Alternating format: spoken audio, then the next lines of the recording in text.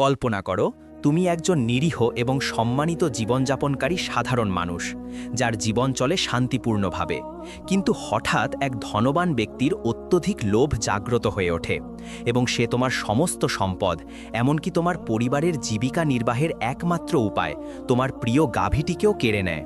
তবুও তুমি অসহায় নও, বরং তার ধারণার চেয়েও অনেক বেশি চতুর এবং বুদ্ধিমান। যখন একজন নির্দোষ কৃষককে আদালতে টেনে নিয়ে যাওয়া হয় এমন একটি গুরুতর অপরাধের অভিযোগে যা সে কখনো করেনি, এবং তার শত্রু তার অর্থবল এবং প্রভাব বলে সকলকে তার বিরোধিতায় একত্রিত করে তোলে, তখন তার কাছে অবশিষ্ট থাকে শুধুমাত্র একটি শক্তিশালী অস্ত্র, তার অসাধারণ কৌশল।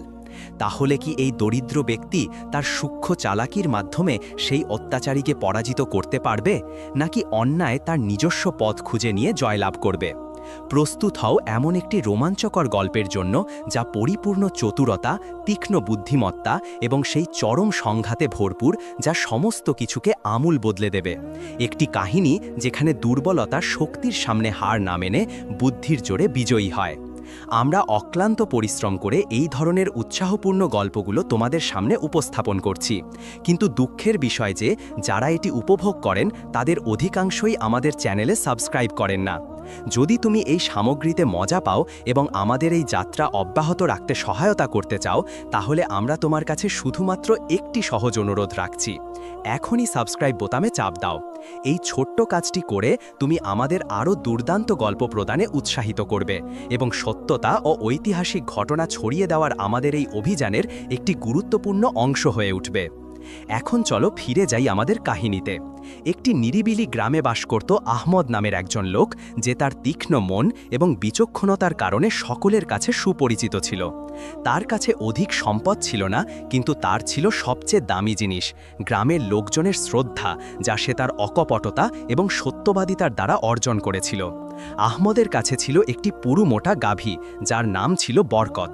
এই গাভীটি ছিল তার উপার্জনের প্রধান মাধ্যম এবং তার ক্ষুদ্র পরিবারের জন্য একটি সম্মানজনক জীবনধারার উৎস। অপরপক্ষে গ্রামে ছিল খালিদ নামে একজন সম্পদশালী ব্যক্তি, যার ছিল বিপুল জমিজমা এবং অসীম ধনদৌলত, কিন্তু সে তার লোভী স্বভাব এবং অত্যধিক কামনার জন্য কুখ্যাত ছিল।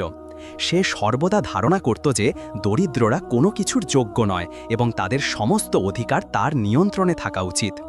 একটি রাত্রিতে আহমদ ঘুম ভেঙে দেখে তার বরকত গাভীটি অদৃশ্য হয়ে গেছে। আতঙ্কিত হয়ে এই কৃষক চারিদিকে অনুসন্ধান করল, কিন্তু কোনো ফল হলো না, যেন ভূমি তাকে গ্রাস করে ফেলেছে। অল্প সময়ের মধ্যে গ্রামের মানুষ শুনতে পেল যে খালিদ অকস্মাৎ একটি নতুন গাভী অর্জন করেছে, যা চেহারায় একদম বরকতের মতো। আহমদের অন্তরে ক্রোধের আগুন জ্বলে উঠল, কিন্তু সে ছিল একজন সুচিন্তিত ব্যক্তি। সে অহেতুক অভিযোগ করতে চায়নি। সে খালিদের বাসভবনে গিয়ে সভ্যতার সাথে বলল, হে খালিদ, আমি শুনেছি তুমি একটি নতুন গাভী লাভ করেছ। আমাকে কি তাকে পর্যবেক্ষণ করতে অনুমতি দেবে? খালিদ বিদ্রুপাত্মক হাসি দিয়ে বলল, নিশ্চয়ই, কিন্তু তুমি এত উৎসাহী কেন? তুমি কি জানতে চাও প্রকৃত গাভী কেমন দেখতে হয়? আহমদ যখন গাভীটিকে দেখল তখন তার কোনো দ্বিধা অবশিষ্ট রইল না। এটি ছিল তার বরকত, কোনো সন্দেহ ছাড়াই। সে গাভীর প্রতি অগ্রসর হল, কিন্তু গাভীটি এক ধাপ পিছিয়ে গেল, যেন সে বলপ্রয়োগের ভয়ে আতঙ্কিত। আহমদ খালিদের প্রতি মুখ করে দৃঢ় স্বরে বলল, এটি আমার গাভী এবং তুমি তা অবগত আছো। আমি বিচারপতির কাছে যাব এবং তাকে রায় প্রদান করতে দেব। খালিদ অহংকারপূর্ণ হাসি দিয়ে বলল, যা ইচ্ছা তা করো, কিন্তু মনে রেখো আমি একজন প্রভাবশালী লোক। বিচারপতিরা দরিদ্রদের পক্ষে ঝুঁকেন না। পরদিন প্রভাতে গ্রামের লোকজন আদালতের চত্বরে সমবেত হল, যেখানে সকলে এই বিষয় নিয়ে আলোচনা করছিল। বিচারপতি প্রবেশ করলেন, একজন প্রবীণ ব্যক্তি, নাম আব্দুর রহমান, যিনি তার ন্যায়পরায়ণতা এবং জটিল বিষয়ে সত্য অনুসন্ধানের দক্ষতার জন্য খ্যাত ছিলেন। আহমদ তার স্থানে দাঁড়িয়ে স্থির কণ্ঠে বলল, হে বিচারপতি, আমার গাভী অপহরণ হয়েছে, আমি এটি প্রত্যাবর্তন দাবি করছি।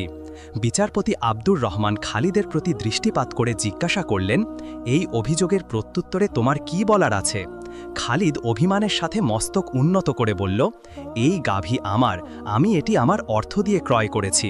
আহমদ এটির প্রতি লোভে মিথ্যা গল্প সৃষ্টি করছে। বিচারপতি মস্তক অবনত করে চিন্তা করলেন, তারপর বললেন, তাহলে আমাদের একটি পদ্ধতি আবিষ্কার করতে হবে যাতে নির্ধারিত হয় কে এর প্রকৃত স্বামী। তিনি গাভীটিকে আদালতের চত্বরে উপস্থিত করার আদেশ দিলেন। লোকজন গাভীটির চারিদিকে ঘিরে দাঁড়িয়ে বিচারপতিকে উদ্বেগের সাথে পর্যবেক্ষণ করতে লাগল। বিচারপতি নির্বিকার স্বরে বললেন, খালিদ, যেহেতু তুমি দাবি করছো এটি তোমার গাভী, তুমি অবশ্যই এটির দুধ দোয়াতে সক্ষম হবে, তাই না? খালিদ এক্ষণের জন্য বিহ্বল হয়ে পড়ল, কিন্তু শীঘ্রই তার শান্তি ফিরে পেল এবং গাভীর প্রতি অগ্রসর হল। সে গাভীর দুধের নিচে হাত স্থাপন করল দুধ দোয়ানোর উদ্দেশ্যে, কিন্তু প্রত্যেকবার চেষ্টা করলে গাভীটি উগ্রভাবে চলাচল করতে লাগল, পা দিয়ে আঘাত করতে লাগল, যেন সে তার স্পর্শকে প্রত্যাখ্যান করছে। খালিদের প্রতি মুখ করে দৃঢ়স্বরে বলল, এটি আমার গাভী এবং তুমি তা অবগত আছো। আমি বিচারপতির কাছে যাব এবং তাকে রায় প্রদান করতে দেব। আহমদ হাস্য করল এবং গাভীর নিকটে স্নেহের সাথে এগিয়ে গেল। সে গাভীর মাথায় হাত রাখল, নির্বিকারভাবে তাকে স্পর্শ করল, যেমনটা সে প্রত্যহ প্রভাতে করত। সে ফিসফিস করে গাভীকে প্রশান্ত করার বাক্য বলল। একটি ক্ষণের মধ্যে গাভীটি নির্মল হয়ে গেল এবং আহমদকে দুধ দোয়াতে অনুমতি দিল। দুধ প্রচুর পরিমাণে প্রবাহিত হতে লাগল সকলের সামনে। সমগ্র স্থানটি নিঃশব্দ হয়ে গেল। তারপর লোকজনের মধ্যে ফিসফিসানি শুরু হলো, যা ক্রমশ দমিত হাস্যে পরিণত হল। সকলের কাছে সুস্পষ্ট হয়ে উঠল কে গাভীর প্রকৃত মালিক। বিচারপতি খালিদের প্রতি মুখ করে জিজ্ঞাসা করলেন, তোমার কি আর কোনো বক্তব্য আছে? কিন্তু খালিদের মুখ বিবর্ণ হয়ে গিয়েছিল। সে অনুধাবন করেছিল যে সে কেবল মামলাটিই হারায়নি, লোকজনের শ্রদ্ধাও হারিয়েছে। সে ক্রোধ দেখানোর অভিনয় করল, কিন্তু তার আর কোনো শব্দ ছিল না নিজের পক্ষে বলার। বিচারপতি হাস্য করলেন এবং বললেন, সত্যতা স্পষ্ট, গাভীটি আহমদের, আর তুমি খালিদ তোমার কর্মের জন্য দায়বদ্ধ হবে। ভিড় থেকে উল্লাসের ধ্বনি উঠল। একজন উচ্চ কণ্ঠে বলল, ন্যায় জয় লাভ করেছে। কিন্তু বিচারপতি তার রায় সমাপ্ত করেননি। তিনি খালিদের প্রতি দৃষ্টি দিয়ে বললেন, তুমি যা সম্পাদন করেছ তা কেবল অপহরণ নয়, এটি প্রভাবের অপব্যবহার এবং দরিদ্রদের ওপর জুলুম। তোমার দণ্ড কেবল গাভী প্রত্যাবর্তন হবে না। হাস্য বন্ধ হয়ে গেল, আবার নীরবতা বিস্তার লাভ করল। সকলে উদ্বিগ্নভাবে অপেক্ষা করছিল পরবর্তী ঘটনার জন্য। বিচারপতি আব্দুর রহমান তার রায়ে গাভীটি আহমদের কাছে প্রত্যাবর্তনের নির্দেশ প্রদানের পর খালিদ কয়েক মুহূর্ত দাঁড়িয়ে রইল। গ্রামের লোকজনের সামনে তার লাঞ্ছনা হয়েছে তা উপলব্ধি করার প্রয়াস করছিল। এটি কেবল একটি রায় নয়, এটি তার খ্যাতি এবং অধিকারের উপর প্রহার ছিল। কিভাবে একজন সম্পদশালী লোক এমন একজন সাধারণ কৃষকের কাছে সকলের সামনে অপমানিত হল? এটি কেবল একটি গাভী হারানোর বিষয় নয়, এটি তার প্রভাব এবং সেই বলশালী ছবির ধ্বংস ছিল যা সে বছরের পর বছর সতর্কতার সাথে নির্মাণ করেছিল। আহমদ আদালত থেকে বেরিয়ে এলো, তার পিছনে বরকতকে টেনে নিয়ে যাচ্ছিল। গ্রামের কয়েকজন লোক তাকে তার অধিকার প্রাপ্তির জন্য শুভেচ্ছা জানাচ্ছিল, কিন্তু তার প্রকাশিত আনন্দ সত্ত্বেও আহমদের অন্তরে অস্বস্তি ছিল। সে অবগত ছিল যে খালিদ এই ঘটনাকে সহজে বিস্তৃত করবে না এবং এত সহজে পরাজয় স্বীকার করবে না। আহমদ ছিল একজন সুপ্রজ্ঞ লোক। সে বুঝত যে যখন একজন প্রতিদ্বন্দ্বী সকলের সামনে পরাজিত হয় তখন সে ছেড়ে দেয় না, বরং আরও নির্মম উপায়ে প্রতিহিংসা গ্রহণের পথ অনুসন্ধান করে। তার বিলাসী প্রাসাদে খালিদ তার বিশাল আসনে বসে দাঁতে দাঁত চেপে ক্রোধে ফুঁসছিল। তার চারপাশে তার কয়েকজন অনুসারী ব্যবসায়ী এবং সম্পদশালী কৃষক সমবেত ছিল, যারা তার অধিকারের সুবিধা উপভোগ করত। ঘরে নীরবতা বিরাজমান ছিল যতক্ষণ না খালিদের স্বর তা ভঙ্গ করল। সে বলল, এই লাঞ্ছনা ক্ষমাযোগ্য নয়। ওই তুচ্ছ কৃষক আমার খ্যাতি নষ্ট করেছে। যদি আমরা দ্রুত কোনো ব্যবস্থা না নিই তবে অবশিষ্ট গ্রামবাসীরা মনে করবে তারা আমাদের প্রতিরোধ করতে সক্ষম। তার একজন অনুসারী দ্বিধান্বিতভাবে বলল, কিন্তু হে স্বামী, বিচারপতি তার রায়ে স্পষ্ট ছিলেন, আমরা প্রকাশ্যে আহমদের বিরুদ্ধে কোনো পদক্ষেপ নিতে পারি না। খালিদকে তার স্বরের দুর্বলতা পছন্দ হল না, কিন্তু সে তার অসন্তোষ প্রকাশ করল না। পরিবর্তে সে একটি ধূর্ত হাসি দিয়ে বলল, আমার প্রকাশ্য সংঘর্ষের প্রয়োজন নেই। আমার দরকার একটি কৌশল যা সকলকে তার সততার উপর সন্দেহ সৃষ্টি করতে বাধ্য করবে। যদি আমি তার খ্যাতি কলুষিত করতে পারি তবে লোকজনের আর প্রমাণের আবশ্যকতা হবে না, তারাই অবশিষ্ট কাজ সম্পাদন করবে। পরবর্তী কয়েক রাত্রিতে গ্রামে অস্বাভাবিক ঘটনাবলী ঘটতে শুরু করল। বারংবার অপহরণ, কয়েকটি গুদাম লুণ্ঠন, এমন ঘটনা যা দেখে মনে হলো অনিয়মিত, কিন্তু প্রত্যেক অপহরণের পর একটি নামই আলোচনায় উত্থিত হতো। এটি কোনো সংযোগ ছিল না, খালিদের একজন অনুসারী বাজারে দাঁড়িয়ে ইচ্ছাকৃত নিম্নস্বরে বলছিল যেন সে অশুভ সংবাদ প্রচার করতে চায় না। আমি বিশ্বাস করতে অনিচ্ছুক, কিন্তু লোকজন বলছে আহমদ পরিবর্তিত হয়েছে। হয়তো অর্থের আকর্ষণ তাকে গ্রাস করেছে, বা হয়তো সে খালিদের ওপর বিজয়ের পর নিজেকে বলবান ভেবেছে। তোমরা কি পর্যবেক্ষণ করনি সে এখন রাত্রিতে বিচরণ করে? এখানে একটি বাক্য, সেখানে একটি দৃষ্টি, সন্দেহ বিস্তার লাভ করতে লাগল। এমনকি লোকজন নিজেরাই কাহিনী রচনা করতে শুরু করল। এক রাত্রিতে আহমদ তার বাসগৃহের সামনে বসে অতীত দিনগুলোর চিন্তা করছিল। অকস্মাৎ তার দ্বারে প্রচণ্ড আঘাতের ধ্বনি হল। দ্বার উন্মুক্ত করে সে দেখল একদল ক্রুদ্ধ গ্রামবাসী। তাদের নেতৃত্বে ছিল সাবির, একজন প্রধান কৃষক। সাবির ক্রোধিত স্বরে বলল, হে আহমদ, আমরা জানি তুমি একজন সদ্ভাবাপন্ন লোক, কিন্তু যা ঘটছে তা আমরা অবহেলা করতে পারি না। তুমি তোমার গাধী প্রাপ্তির পর থেকে গ্রামে বারবার অপহরণ ঘটছে এবং কয়েকজন বলছে তুমি এর সাথে যুক্ত। আহমদের চক্ষু বিস্ময়ে বিস্মৃত হয়ে গেল। তোমরা কিভাবে এমন অসত্য বিশ্বাস করতে পারো? আমি এই গ্রামে সমগ্র জীবন বাস করেছি, কখনো কাউকে প্রতারিত করিনি। আরেকজন লোক হস্তক্ষেপ করে বলল, আমরা তোমাকে অভিযোগ করছি না, কিন্তু কয়েকজন তোমাকে রাত্রিতে অপহরিত গুদামের নিকটে বিচরণ করতে দেখেছে। আমাদের প্রত্যুত্তর প্রয়োজন। আহমদ অনুভব করল তার বিরুদ্ধে একটি ষড়যন্ত্র চলছে। সে অবগত ছিল খালিদেই এর পিছনে প্রধান মস্তিষ্ক, কিন্তু এটি সপ্রমাণ করা অন্য কথা। সে গ্রামবাসীদের প্রতি মুখ করে বলল, তোমরা আমাকে বছরের পর বছর ধরে জানো। তোমরা কি সত্যিই ধারণা করো আমি অকস্মাৎ চোর হয়ে উঠেছি? আমি যখন জানি সকলে আমাকে নজর রাখছে, তখন কি আমি অপহরণ করব? কিন্তু সন্দেহ লোকজনের হৃদয় প্রথিত হয়ে গিয়েছিল। ভীত হলে মানুষ যে কোনো জিনিস বিশ্বাস করে। আহমদের আর কোনো বিকল্প ছিল না। তাকে পুনরায় বিচারপতি আব্দুর রহমানের কাছে যেতে হলো। আদালতে প্রবেশ করে সে দেখল বিচারপতি তার স্বাভাবিক মর্যাদায় বসে আছেন, কিন্তু এবার পরিবেশে উত্তাপ ছিল। পাশে দাঁড়িয়েছিল খালিদ, তার মুখে একটি ধূর্ত হাসি। বিচারপতি বললেন, আহমদ, আমরা সাম্প্রতিক ঘটনাবলীর কথা শুনেছি। কয়েকজন দাবি করছে তুমি রাত্রিতে অপহরণের স্থানে ঘুরে বেড়াচ্ছিলে। তোমার কি বলার আছে? আহমদ গভীর নিঃশ্বাস নিয়ে বিশ্বাসের সাথে বলল, হে বিচারপতি, আমি একজন নিরাড়ম্বর লোক। আমার কাছে কেবল এই গাভী এবং একটি ক্ষুদ্র ক্ষেত আছে। আমি কেন অপহরণ করব আর কাকে বিক্রয় করব অপহরিত বস্তু? খালিদ কৃত্রিম দুঃখের স্বরে হস্তক্ষেপ করে বলল, হে বিচারপতি, আমরা জানি আহমদ একজন সদ্ভাবাপন্ন লোক ছিল, কিন্তু হয়তো দারিদ্র্য তাকে ভুল রাস্তায় নিয়েছে। আমরা তাকে প্রমাণ ছাড়া অভিযোগ করছি না, কিন্তু সাক্ষী আছে যারা তাকে দেখেছে। বিচারপতি ভ্রু উন্নত করে জিজ্ঞাসা করলেন, এই সাক্ষীরা কে? খালিদ পশ্চাতে দাঁড়ানো দুজন লোকের প্রতি ইঙ্গিত করে বলল, এই দুজন তাকে রাত্রিতে গোপনে চলাচল করতে দেখেছে। লোক দুজন অগ্রসর হয়ে কাহিনীটি নিশ্চিত করল, কিন্তু আহমদ মূর্খ ছিল না। সে তাদের স্বরে দ্বিধা লক্ষ্য করল, যেন তারা কাহিনীটি মুখস্থ করে এসেছে। এটি ছিল তার সুযোগ। আহমদ হাস্য করল এবং বলল, হে বিচারপতি, আমি কি সাক্ষীদের একটি প্রশ্ন করতে পারি? বিচারপতি সম্মতি প্রদান করলেন। আহমদ তাদের প্রতি মুখ করে জিজ্ঞাসা করল, তোমরা বলছো তুমি আমাকে রাত্রিতে অপহরিত গুদামের নিকটে দেখেছ, তাই না? একজন প্রত্যুত্তর দিল, হ্যাঁ, আমরা তোমাকে চন্দ্রালোকে স্পষ্ট দেখেছি। আহমদ হাস্য করল এবং বলল, এটা অত্যন্ত বিস্ময়কর, কারণ গত রাত্রিতে সম্পূর্ণ অন্ধকার ছিল, কোনো চন্দ্র ছিল না। তাহলে তোমরা আমাকে কিভাবে দেখলে? নীরবতা বিস্তার লাভ করল। সাক্ষীরা বিহল হয়ে পরস্পরের প্রতি দৃষ্টি বিনিময় করল। লোকজন ফিসফিসানি শুরু করল। বিচারপতি উপলব্ধি করলেন এর পিছনে একটি ছলনা আছে। তিনি খালিদের প্রতি মুখ করে কঠোর স্বরে বললেন, এর ব্যাখ্যা কি? খালিদ নিজেকে সংযত করার প্রয়াস করল, কিন্তু অনুভব করল তার কৌশল ভেঙে পড়ছে। অবশেষে বিচারপতি দৃঢ় স্বরে বললেন, দেখা যাচ্ছে কেউ আহমদের ওপর মিথ্যা অভিযোগ আরোপ করার চেষ্টা করেছে। আমি এটি সহ্য করব না। আমি একটি বিস্তারিত অনুসন্ধান শুরু করব প্রকৃত অপরাধীদের উদ্ঘাটন করতে। এটি ছিল একটি স্পষ্ট ঘোষণা যে খালিদ এবার সহজে মুক্তি পাবে না। আহমদ আদালত থেকে বেরিয়ে এলো। সে অবগত ছিল যুদ্ধ এখনও সমাপ্ত হয়নি, বরং এটি সদ্য আরম্ভ হয়েছে। আদালতের চত্বরে নীরবতা ছড়িয়ে পড়ল যখন বিচারপতি আব্দুর রহমান খালিদের সত্যতা উন্মোচন করলেন। সকলে অপেক্ষা করছিল পরবর্তী ঘটনার জন্য, আর খালিদ নিজেকে সংযত রাখার চেষ্টা করছিল, কারণ আহমদের বুদ্ধিমত্তা তাকে প্রকাশ করেছিল। কিন্তু কেউই অবগত ছিল না যে খালিদ এমন ব্যক্তি নয় যে সহজে সমর্পণ করে। সে তার মর্যাদাকে সাধারণ কৃষকদের সামনে চূর্ণ হতে দেবে না। ওই তুচ্ছ কৃষক আমাকে সকলের সামনে ফাঁদে ফেলেছে। খালিদ নির্বিকার কিন্তু বিদ্বেষপূর্ণ স্বরে বলল, সে আমাকে মূর্খ করে তুলেছে, কিন্তু আমি তাকে এভাবে মুক্তি পেতে দেব না। তার একজন অনুসারী সতর্কতার সাথে জিজ্ঞাসা করল, আমরা কি করব স্বামী?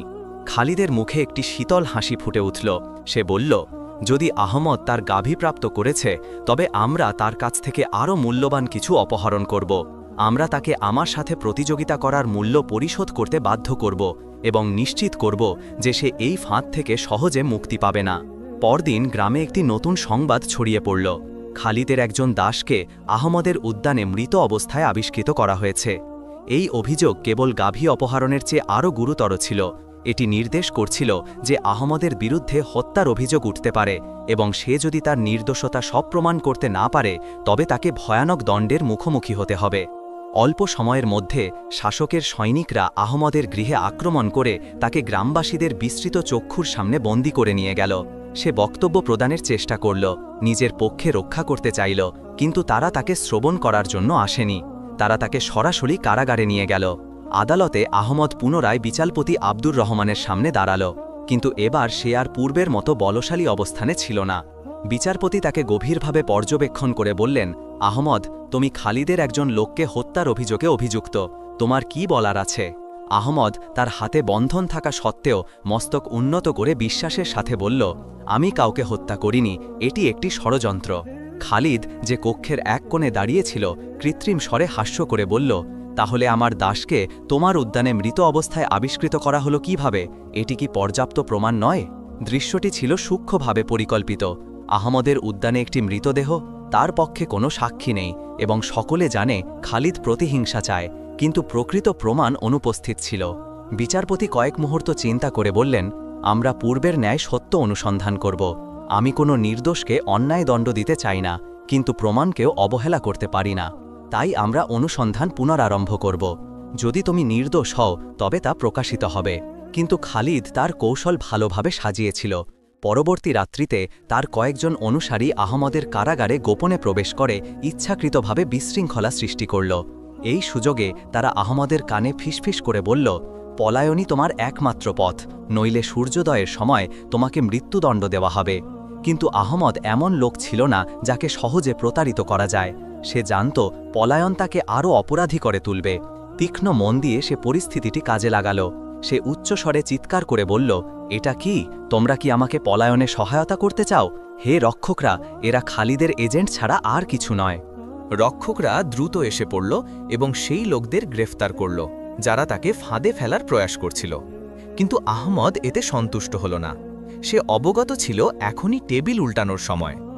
আদালতে প্রত্যাবর্তন করে সে বিচারপতির প্রতি মুখ করে বলল, হে বিচারপতি, আমি তোমাকে অনুরোধ করছি, খালিদের গৃহে তোমার লোক প্রেরণ করো এবং এই হত্যার ষড়যন্ত্রের কোনো প্রমাণ আছে কিনা তা অনুসন্ধান করো। খালিদ হাস্য করে বলল, ওহ, আবার কাহিনী আরম্ভ করলে? আমার গৃহে কিছুই গোপন নেই, যত খুশি অনুসন্ধান করো। কিন্তু খালিদ অবগত ছিল না যে আহমদ তার একজন সঙ্গীকে রাত্রিতে খালিদের অনুসারীদের কথোপকথন শ্রবণ করতে প্রেরণ করেছিল। তারা আলোচনা করছিল কিভাবে তারা দাসটিকে আহমদের উদ্যানে প্রলুব্ধ করে নিয়ে গিয়ে হত্যা করেছে, তাকে ফাঁসানোর উদ্দেশ্যে। বিচারপতির লোকেরা যখন খালিদের গৃহে গেল, তারা এমন একটি প্রমাণ লাভ করল যা তারা প্রত্যাশা করেনি। খালিদের একজন অনুসারীর ভুলে রেখে যাওয়া একটি পত্র, যাতে স্পষ্ট নির্দেশ ছিল আহমদকে ফাঁদে ফেলার জন্য। যখন পত্রটি আদালতে প্রদর্শিত হল, সকলের দৃষ্টি খালিদের প্রতি নিবদ্ধ হল। সে উপলব্ধি করল সে পুনরায় পরাজিত হয়েছে এবং এবার সে সহজে মুক্তি পাবে না। বিচারপতি আব্দুর রহমান দাঁড়িয়ে কঠোর স্বরে বললেন, খালিদ, তুমি অগ্নির সাথে খেলা করতে চেয়েছিলে, কিন্তু অগ্নি তোমাকেই দহন করেছে। তুমি তোমার প্রভাব ব্যবহার করে একজন নির্দোষকে ফাঁসানোর প্রয়াস করেছ। এটি এমন একটি অপরাধ যা উপেক্ষা করা যায় না। তারপর তিনি সৈনিকদের প্রতি দৃষ্টি দিয়ে আদেশ দিলেন, খালিদকে বন্দী করো, তার চালাকি সমাপ্ত। গ্রামবাসীদের বিস্ময়ের মধ্যে খালিদকে বন্দী করা হলো। যে লোকটি সমস্ত কিছু নিয়ন্ত্রণ করত, অর্থ দিয়ে আত্মা ক্রয় করত এবং ধারণা করত তাকে কেউ স্পর্শ করতে পারবে না, সে নিজেকে একজন সাধারণ অপহারকের ন্যায় বন্দী অবস্থায় দেখল। কিন্তু তাকে কারাগারে নিয়ে যাওয়ার সময়ও তার মুখ থেকে সেই বিদ্রুপাত্মক হাসি অদৃশ্য হয়নি। সকলে ধারণা করেছিল এটাই সমাপ্তি, কিন্তু আহমদ তার স্বাভাবিক বিচক্ষণতায় অনুভব করল কিছু একটা সঠিক নয়। তার কারাগারে খালিদ অদ্ভুতভাবে আত্মবিশ্বাসী ছিল। সে এমন লোক ছিল না যে সহজে সমর্পণ করে। সে জানত অর্থ এবং প্রভাব যে কোনো ক্ষণে পরিস্থিতি উল্টে দিতে পারে এবং প্রকৃতপক্ষে মাত্র একদিন পরই পরিস্থিতি অপ্রত্যাশিত দিকে মোড় নিল। বিচারপতি আব্দুর রহমানকে ত্বরিত ডাকা হলো। নতুন প্রমাণ উপস্থাপিত হলো যা দাবি করছিল খালিদ নিজেই একটি ষড়যন্ত্রের শিকার। অকস্মাৎ কয়েকটি দলিল প্রকাশ পেল, সাক্ষীরা তাদের বক্তব্য থেকে প্রত্যাহার করল এবং আরও দুঃখজনক যে বিচারপতির নিজের একজন অনুসারীকে ক্রয় করা হয়েছিল। এতে বিষয়টি পুনরায় জটিল হয়ে উঠল। আহমদ যে ধারণা করেছিল ন্যায় জয়লাভ করেছে, অকস্মাৎ নিজেকে বিপজ্জনক অবস্থানে দেখল। সে জানত খালিদের প্রভাব বিস্তৃত, কিন্তু এত দ্রুত বিচার ব্যবস্থায় তার হাত পৌঁছে যাবে এটা তার কল্পনার অতীত ছিল। সে বিচারপতি আব্দুর রহমানের সাথে গোপন সভায় বসল এবং বলল, হে বিচারপতি, খালিদ এমন লোক নয় যাকে সহজে ভাঙা যায়। আমার উচিত ছিল অনুমান করা যে সে পুনরায় পরিস্থিতি উল্টে দেওয়ার প্রয়াস করবে। বিচারপতি মস্তক নেড়ে বললেন, হ্যাঁ, কিন্তু আমাদের আরও বলিষ্ঠ প্রমাণ প্রয়োজন, কেবল একটি ভুলে রেখে যাওয়া পত্রের চেয়ে। যদি আমরা অকাট্য প্রমাণ না লাভ করি তবে খালিদ এবার মুক্তি পেয়ে যেতে পারে। আহমদ কয়েক মুহূর্ত চিন্তা করে বিশ্বাসের সাথে বলল, একটি মাত্র পদ্ধতি আছে, তাকে সম্পূর্ণ উন্মোচন করার। আমাদের তাকে নিজের মুখে স্বীকারোক্তি করাতে হবে। এখান থেকে আরম্ভ হল কাহিনীর সবচেয়ে ধূর্ত কৌশল। পরদিন সন্ধ্যায় খালিদকে পুনরায় আদালতে আনা হলো। সে বিশ্বাসের সাথে চলছিল, আহম্মাবের প্রতি দৃষ্টি দিয়ে যেন বলছিল, তুমি এই পর্বে পরাজিত হয়েছ। কিন্তু খালিদ অবগত ছিল না যে আহম্মদ ভালোভাবে প্রস্তুত ছিল। বিচারপতি দাঁড়িয়ে বললেন, খালিদ, তোমার বিরুদ্ধে প্রমাণ আছে, কিন্তু কয়েকজন দাবি করছে তুমি একটি ষড়যন্ত্রের শিকার। তাই আমরা স্থির করেছি তোমাকে সকলের সামনে নিজের পক্ষে বক্তব্য প্রদানের সুযোগ দেওয়া হবে। খালিদ হাস্য করল এবং বলল, এটাই ন্যায় বিচার এবং আমি এই সুযোগ প্রদানের জন্য কৃতজ্ঞ। কিন্তু সে বক্তব্য আরম্ভ করার পূর্বে একজন অজানা লোক আদালতের চত্বরে প্রবেশ করল। তার মুখ ছিল ছিন্ন পোশাক দিয়ে আবৃত। সে নিম্ন স্বরে বলল, আমি খালিদের নির্দেশে হত্যাটি সম্পাদন করেছি। নীরবতা বিস্তার লাভ করল। সকলের দৃষ্টি সেই অজানা লোকের প্রতি নিবদ্ধ হল, আর খালিদের মুখ প্রথমবারের মতো বিবর্ণ হয়ে গেল। তুমি কি বলছ? খালিদ ক্রোধে উচ্চকণ্ঠে বলল। কিন্তু লোকটি হাত উত্তোলন করে বলল, আমি বছরের পর বছর তোমার অনুসারী ছিলাম, কিন্তু তুমি কখনো বিশ্বস্ত ছিলে না। তুমি এই কাজ সমাপ্তির পর আমাকে নিষ্পত্তি করার পরিকল্পনা করেছিলে, তাই আমি স্থির করলাম তোমাকে পূর্বেই উন্মোচন করব। তারপর সে তার পকেট থেকে একটি রক্তাক্ত কাপড় বের করে বলল, এটি হত্যাকারীর পোশাকের অংশ এবং এতে তোমার অঙ্গুলির চিহ্ন আছে। এটি ছিল চূড়ান্ত প্রহার।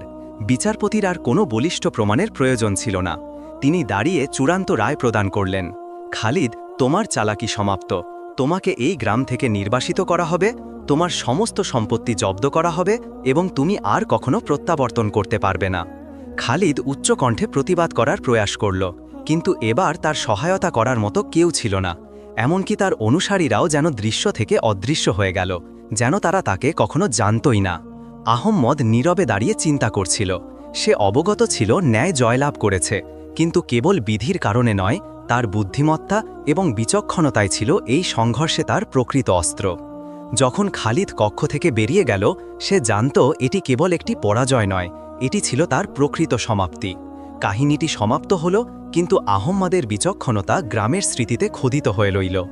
এটি ছিল একটি পাঠ যা কখনো বিস্মৃত হবে না, কিভাবে বুদ্ধিমত্তা বলকে পরাজিত করতে পারে এবং কিভাবে সত্যতা সর্বদা জয়লাভ করে, যতই অন্যায় তাকে গোপন করার প্রয়াস করুক।